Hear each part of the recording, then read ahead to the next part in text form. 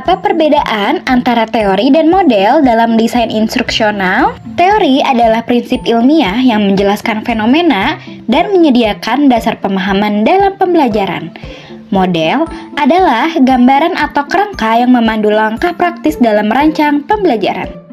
Sejak 1950-an, desain instruksional berkembang dengan teori dan model, membantu desainer menggabungkan elemen-elemen pembelajaran secara sistematis. Model menyediakan panduan sistematis agar desainer instruksional dapat menciptakan pengalaman belajar yang efektif dan bermakna.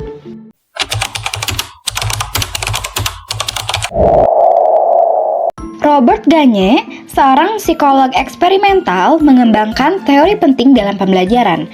Gagne fokus pada cara merancang pelatihan yang efektif berdasarkan psikologi pembelajaran. Menurut Gagne, hasil belajar terbagi menjadi 5 jenis: informasi verbal, keterampilan intelektual, strategi kognitif, sikap, dan keterampilan motorik.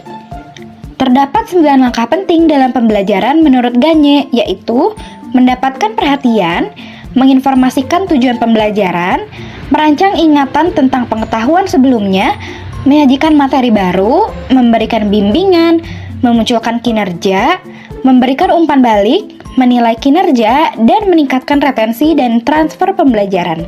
Dengan mengikuti 9 peristiwa ini, pembelajaran menjadi lebih efektif dan bermakna bagi setiap peserta didik.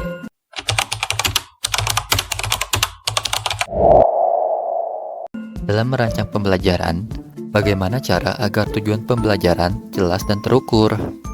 Caranya adalah dengan menggunakan metode Robert Meagher. Robert Meagher adalah tokoh yang mengajarkan bagaimana cara menulis tujuan pembelajaran yang baik dan terarah. Menurutnya, tujuan pembelajaran harus memuat 3 elemen utama, yaitu performa, kondisi, dan kriteria.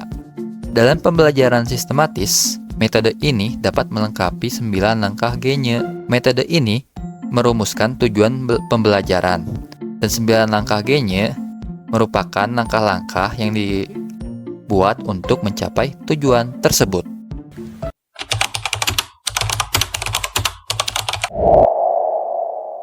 Model Dick dan Carey adalah pendekatan sistematis dalam merancang pembelajaran. Model ini memandang pembelajaran sebagai sistem dengan bagian yang saling terkait untuk mencapai tujuan pembelajaran. Terdiri dari 9 langkah yang terstruktur dari identifikasi tujuan hingga revisi pembelajaran berdasarkan evaluasi.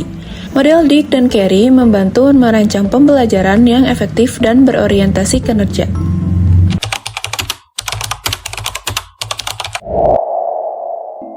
Apa yang membuat seseorang termotivasi untuk belajar? John Keller menjawab dengan model ARCS. ARCS singkatan dari Attention, Relevance, Confidence, and Satisfaction. 4 elemen kunci untuk membangun motivasi belajar. Attention, menarik minat dan rasa penasaran. Relevance, memastikan materi bermakna dan berguna bagi peserta didik. Confidence, meningkatkan rasa percaya diri untuk menghadapi tantangan. Dan Satisfaction, memberi rasa bangga dan dorongan untuk belajar lebih lanjut. Model ARCS membantu instruktur menciptakan pembelajaran yang menarik dan memotivasi. Yuk terapkan ARCS untuk pengalaman belajar lebih sukses. Teori dan model instruksional memberikan landasan kuat dalam merancang pembelajaran yang efektif.